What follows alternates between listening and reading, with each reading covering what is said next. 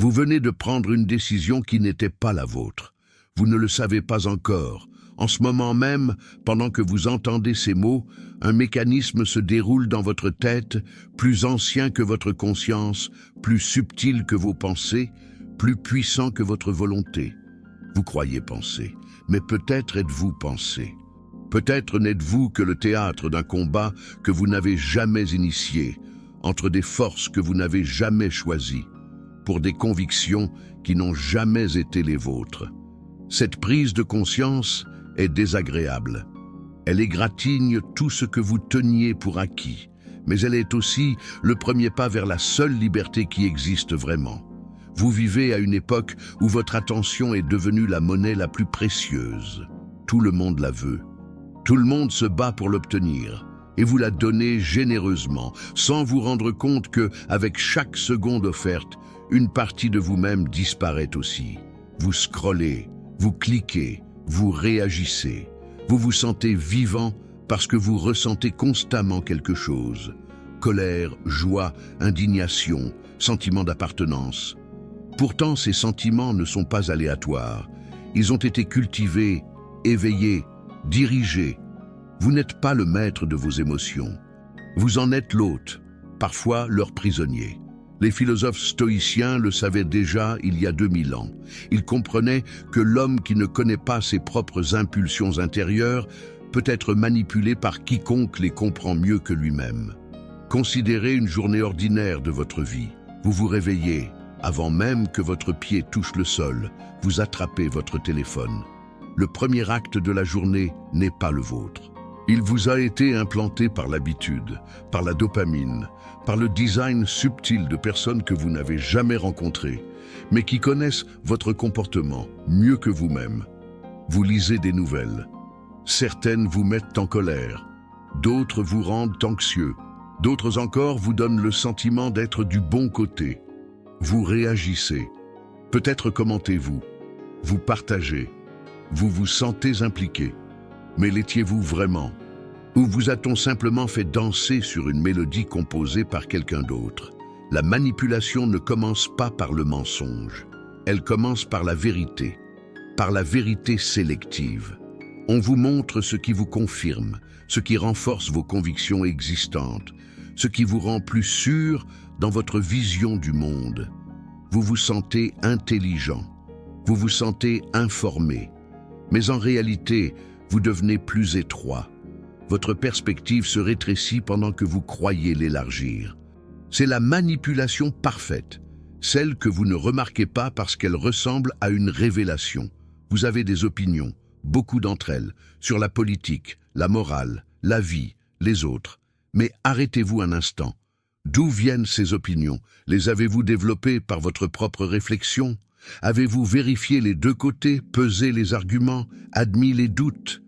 Ou les avez-vous adoptés, absorbés, inhalés de l'air de votre environnement social, des médias que vous consommez, des personnes que vous admirez? La plupart de vos convictions sont des héritages.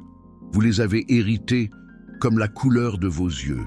Sauf que vous ne pouvez pas changer la couleur de vos yeux, vos convictions, si vous avez le courage. Le sage stoïcien ne demande pas « ai-je raison ?» Il demande « pourquoi est-ce que je crois avoir raison ?» Il examine les racines de ses propres pensées comme un archéologue qui fouille à la recherche de vérités enfouies. Il trouve souvent de la poussière, du vieux, de l'adopté, du jamais remis en question. Et ce n'est pas une honte, c'est humain, mais c'est aussi dangereux. Car une conviction que vous n'avez jamais examinée est une porte par laquelle quiconque peut entrer s'il a la bonne clé. Vous connaissez ce sentiment quand quelqu'un dit quelque chose et que vous sentez immédiatement quelque chose se durcir en vous. Rejet, résistance, peut-être même colère. Ce n'est pas un signe de force. C'est un signe que quelqu'un vient de secouer une conviction que vous ne voulez pas remettre en question. La pratique stoïcienne enseigne, si vous réagissez violemment, ce n'est pas parce que l'autre a tort, mais parce qu'il pourrait avoir raison et que votre ego ne peut pas le supporter. Votre esprit ne défend pas la vérité, il défend son territoire. Et en cet instant, vous n'êtes pas libre. Vous êtes l'esclave de votre propre identité. Pensez aux choses qui vous mettent en colère, vraiment en colère, pas légèrement irrité, mais profondément agité. Maintenant, demandez-vous, pourquoi? Qu'est-ce qui est menacé?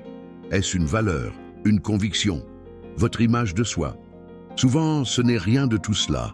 Souvent, c'est juste l'habitude de réagir d'une certaine manière. Vous avez été conditionné à montrer certaines émotions face à certains déclencheurs, comme un chien qui salive quand la cloche sonne. Sauf que personne ne vous a dit que vous aviez été entraîné. Vous l'avez fait vous-même, inconsciemment, au fil des années, jusqu'à ce que la réaction devienne automatique. C'est le cœur de la manipulation, l'automatisation de vos réponses. Si vous êtes prévisible, vous êtes contrôlable.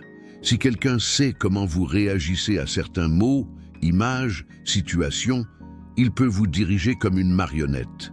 Pas par la force, pas par la contrainte, mais par la connaissance de vos schémas. La philosophie stoïcienne offre une issue, la conscience de vos propres automatismes, la reconnaissance de l'espace entre le stimulus et la réaction.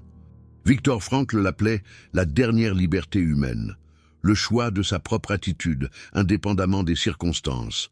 Mais cette liberté n'est pas acquise d'office. Elle doit être travaillée, quotidiennement, à chaque heure, à chaque moment où vous sentez une émotion vous submerger et vous pousser à une action. Arrêtez-vous, respirez, observez. Que se passe-t-il en vous? Quelle sensation monte? Quelle pensée suit? Quelle action veut s'imposer? Et puis, dans ce précieux moment de clarté, décidez. Pas par impulsion, pas par habitude, mais par conscience. Vous vivez dans un monde qui vous éduque à réagir immédiatement. La rapidité est récompensée, l'hésitation est punie. Celui qui ne répond pas tout de suite perd la conversation. Celui qui ne prend pas position immédiatement passe pour indifférent. Mais c'est un mensonge. La vitesse n'est pas une vertu, c'est souvent de l'immaturité. L'homme sage ne réagit pas vite. Il réagit de manière appropriée. Et cela demande du temps pour réfléchir, du temps pour peser, du temps pour sentir, sans être submergé par le sentiment. Les penseurs stoïciens parlaient de la dichotomie du contrôle. Il y a des choses qui sont en votre pouvoir et des choses qui sont en dehors. La plupart des gens gaspillent leur énergie à vouloir contrôler l'incontrôlable. Ils veulent que les autres changent.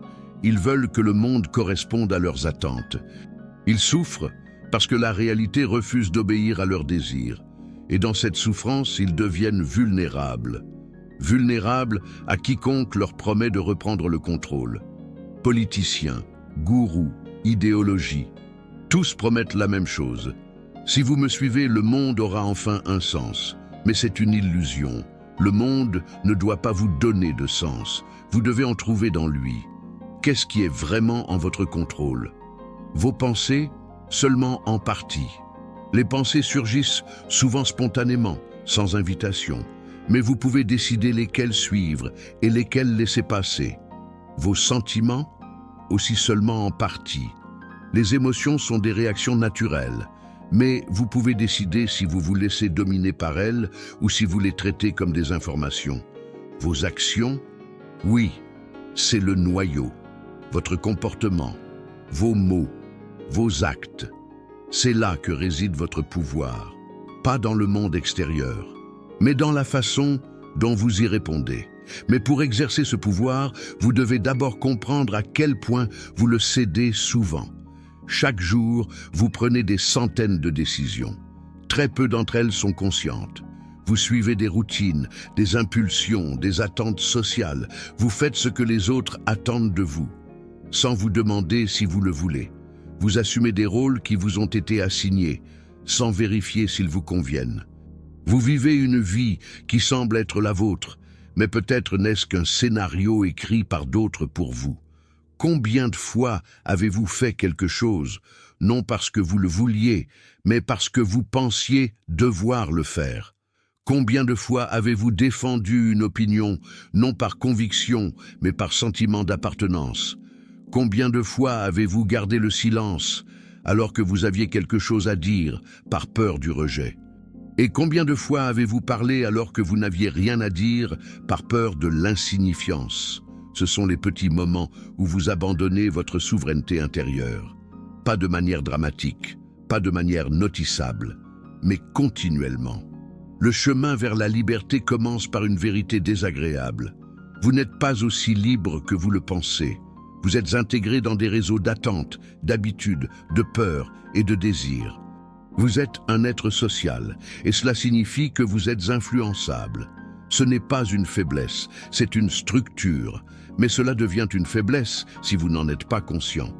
Si vous croyez que vos pensées sont seulement les vôtres, vos désirs seulement les vôtres, vos peurs seulement les vôtres, rien de tout cela n'est seulement le vôtre. Tout a été formé, modelé, conditionné. Mais cela ne signifie pas que vous êtes impuissant. Cela signifie seulement que vous devez être vigilant. La discipline stoïcienne de la perception enseigne que ce ne sont pas les choses elles-mêmes qui nous troublent, mais nos jugements sur elles. Un événement se produit, neutre, sans signification. C'est seulement votre esprit qui lui donne une signification. Vous décidez si quelque chose est bon ou mauvais, menaçant ou inoffensif, important ou insignifiant. Et cette décision repose sur vos filtres intérieurs, sur vos expériences, peur, espoir. La plupart de ces filtres sont inconscients. Ils fonctionnent en arrière-plan, plus vite que votre conscience, et ils colorent tout ce que vous voyez. Si vous voulez apprendre à maîtriser votre propre perception, vous devez rendre ces filtres visibles. Vous devez apprendre à demander, est-ce vraiment ainsi ou est-ce que je le vois seulement ainsi? Cette personne est-elle vraiment hostile ou est-ce que j'interprète la neutralité comme un rejet? Cette situation est-elle vraiment menaçante ou est-ce que j'active d'anciennes peurs? Ces questions sont inconfortables. Elles vous forcent à abandonner vos certitudes, mais elles sont le prix de la clarté. Imaginez que vous entrez dans une pièce et que quelqu'un vous regarde et détourne le regard. Immédiatement, une interprétation surgit. Peut-être pensez-vous, il ne m'aime pas. Peut-être, j'ai fait quelque chose de mal. Peut-être, je suis insignifiant. Mais tout cela ne sont que des histoires. La réalité est, quelqu'un a détourné le regard. Point final. Tout le reste est votre ajout. Votre esprit essaie de construire une signification pour éliminer l'incertitude. Mais cette signification n'est pas vraie. Elle n'est qu'une possibilité parmi d'autres. Et si vous y croyez sans la questionner, alors vous n'êtes pas libre. Vous êtes prisonnier de vos propres interprétations. Le monde est plein d'ambiguïté. Mais l'esprit humain déteste l'ambiguïté. Il veut la clarté, l'ordre, la sécurité. Et si la réalité ne les offre pas, il les invente. C'est la raison pour laquelle les gens sont vulnérables aux explications simples, aux théories du complot, aux pensées en noir et blanc. Non parce qu'ils sont stupides, mais parce que l'incertitude est insupportable. Le chemin stoïcien est l'opposé. Accepter l'incertitude, tolérer le non-savoir, embrasser la complexité. Cela demande une force intérieure. Mais c'est la seule attitude qui vous protège de la manipulation. Les manipulateurs travaillent toujours avec des certitudes. Ils vous offrent des réponses claires à des questions complexes. Ils vous disent qui est l'ennemi, qui sont les bons, ce que vous devez faire. Et c'est tentant, parce que cela vous libère du fardeau du doute. Mais c'est aussi un piège, car toute certitude absolue est un mensonge. La réalité est nuancée, contradictoire, fluide. Celui qui vous dit qu'il a la vérité unique veut vous contrôler. Le sage sait qu'il y a de nombreuses vérités et qu'aucune n'est absolue. Vous ne pouvez pas contrôler le monde. Vous ne pouvez pas contrôler ce que les autres font, disent, pensent. Vous ne pouvez pas contrôler ce qui se passera demain. Vous ne pouvez même pas contrôler ce qui se passera dans une heure. Presque tout est hors de votre portée. Mais vous pouvez contrôler une chose, votre réaction, votre attitude intérieure. L'histoire que vous vous racontez sur ce qui se passe, et c'est plus de pouvoir que vous ne le pensez peut-être. Imaginez que vous subissez une injustice, quelqu'un vous traite mal, quelqu'un ment sur vous, quelqu'un vous nuit intentionnellement. Vous avez deux chemins. L'un est de vous perdre dans la colère, de planifier une vengeance, de vous sentir victime. Ce chemin donne à l'autre du pouvoir sur vous. Il détermine votre humeur, vos pensées, vos actions. L'autre chemin est plus difficile. Vous reconnaissez ce qui s'est passé. Vous ressentez la douleur, mais vous ne laissez pas cela troubler votre jugement. Vous demandez « Qu'est-ce que je peux en apprendre ?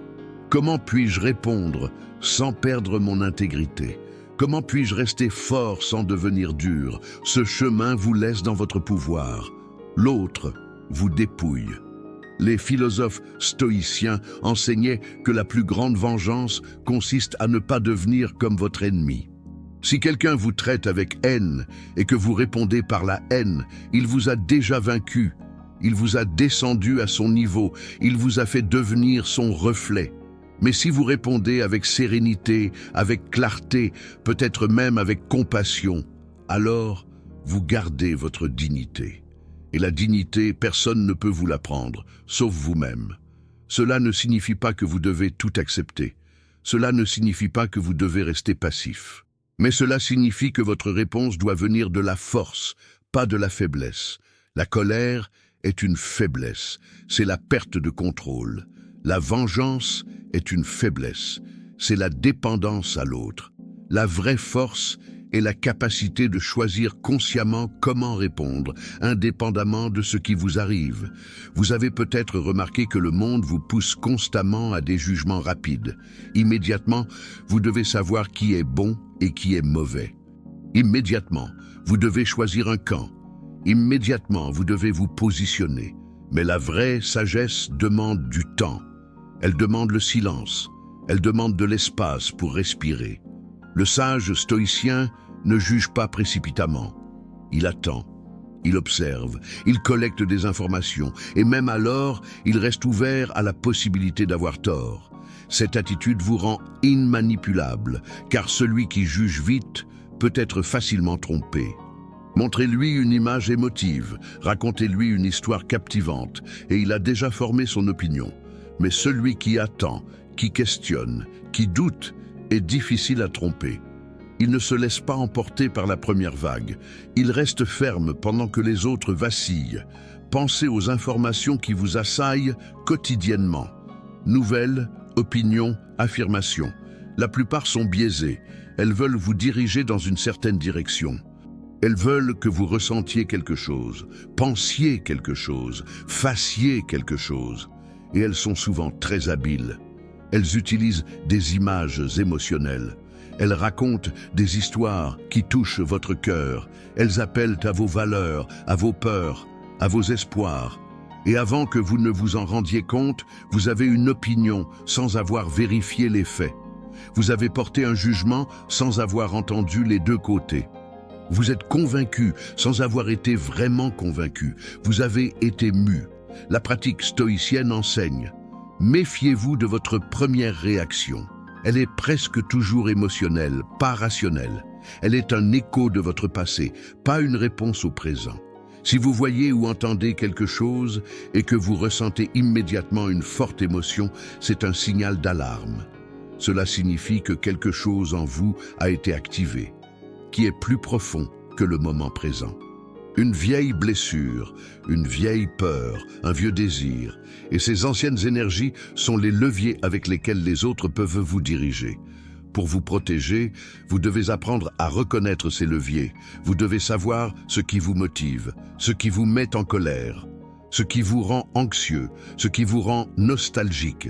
Car chacune de ces émotions est une porte, et celui qui a la clé peut entrer. Le sage stoïcien ne ferme pas ses portes. Il les connaît seulement. Il sait où elles sont. Et si quelqu'un essaie de les ouvrir, il le remarque. Il ne se laisse pas surprendre.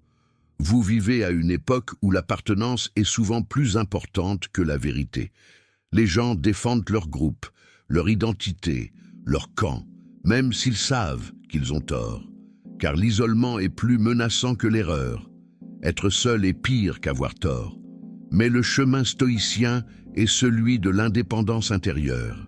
Il enseigne que la vraie appartenance ne vient pas de l'extérieur, mais de l'intérieur, que vous n'êtes vraiment libre que lorsque vous êtes prêt à être seul, si nécessaire. Cela ne signifie pas que vous devez vous détourner de tous. Les humains ont besoin des humains. La communauté est importante, mais elle ne doit pas devenir une prison. Si vous ne défendez que les opinions que votre groupe attend de vous, alors vous n'êtes pas libre. Alors vous êtes un porte-parole, un écho, un outil.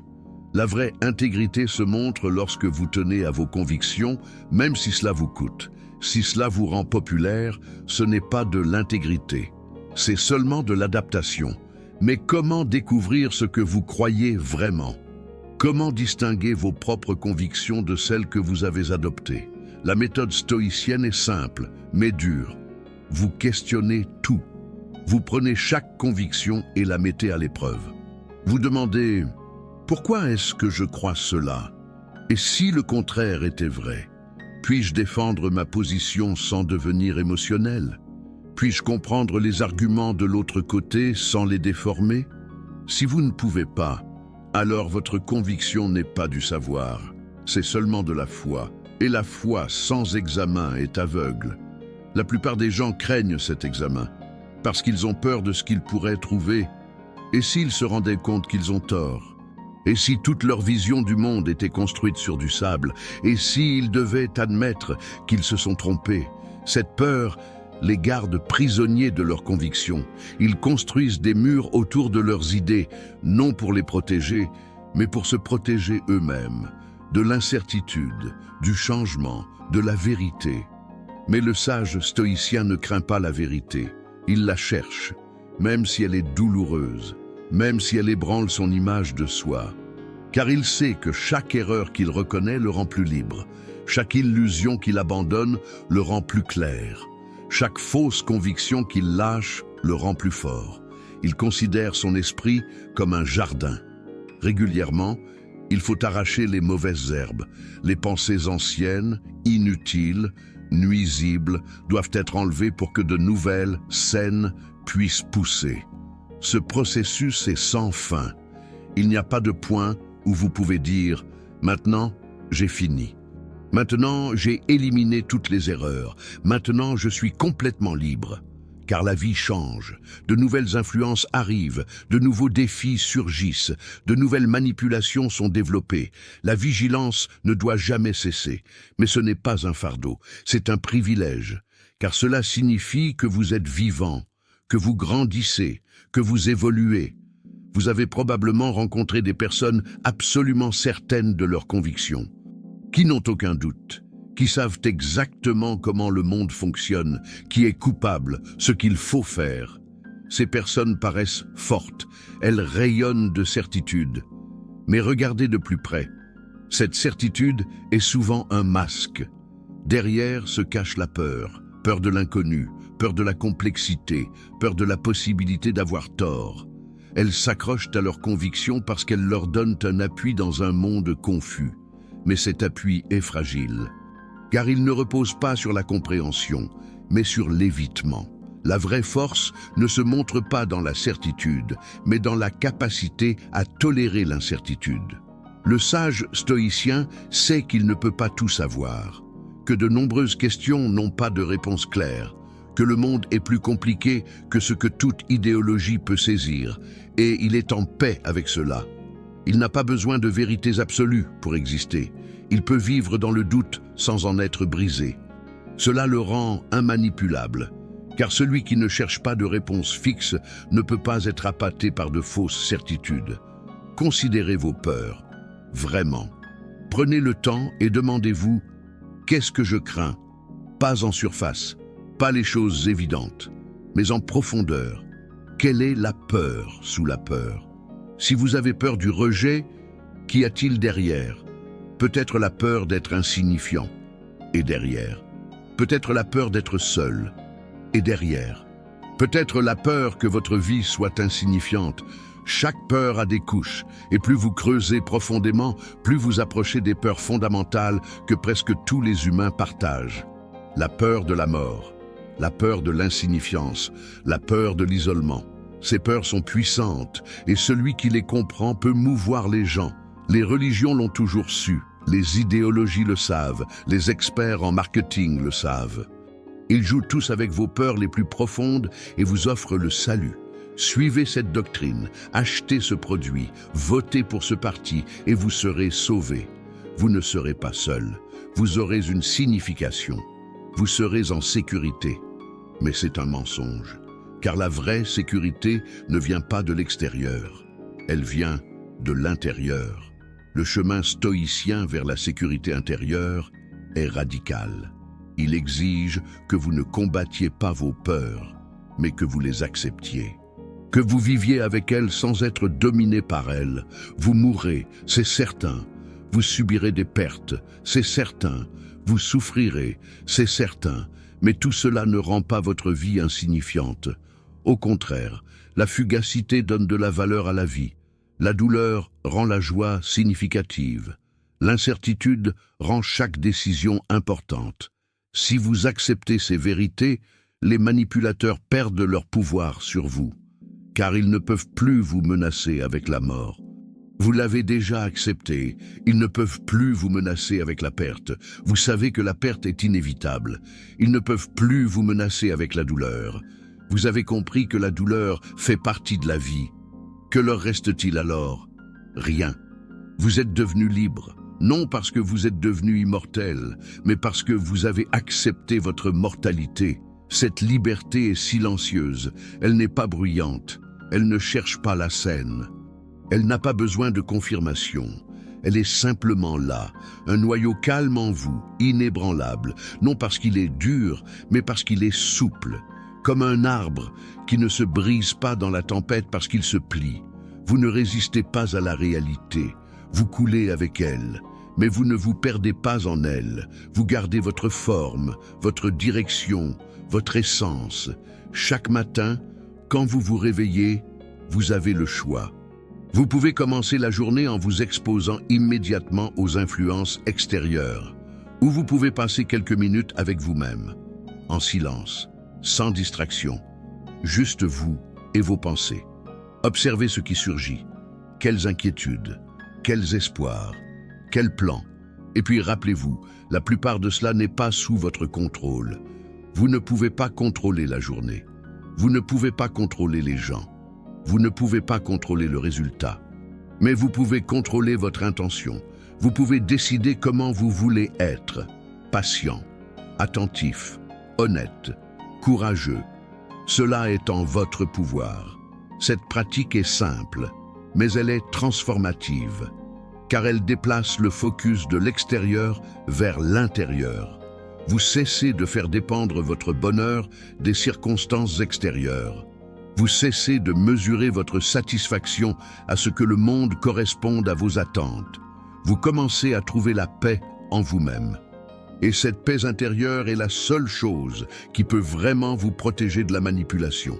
Car celui qui est intérieurement agité cherche la paix à l'extérieur. Et celui qui cherche la paix à l'extérieur peut facilement être séduit par quiconque promet de la donner. Vous n'êtes pas vos pensées, vous n'êtes pas vos sentiments, vous n'êtes pas vos convictions.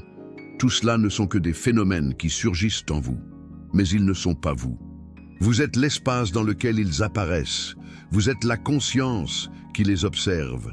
Cette reconnaissance est libératrice, car si vous n'êtes pas vos pensées, vous n'avez pas non plus à défendre chaque pensée. Si vous n'êtes pas vos sentiments, vous n'avez pas à être submergé par eux.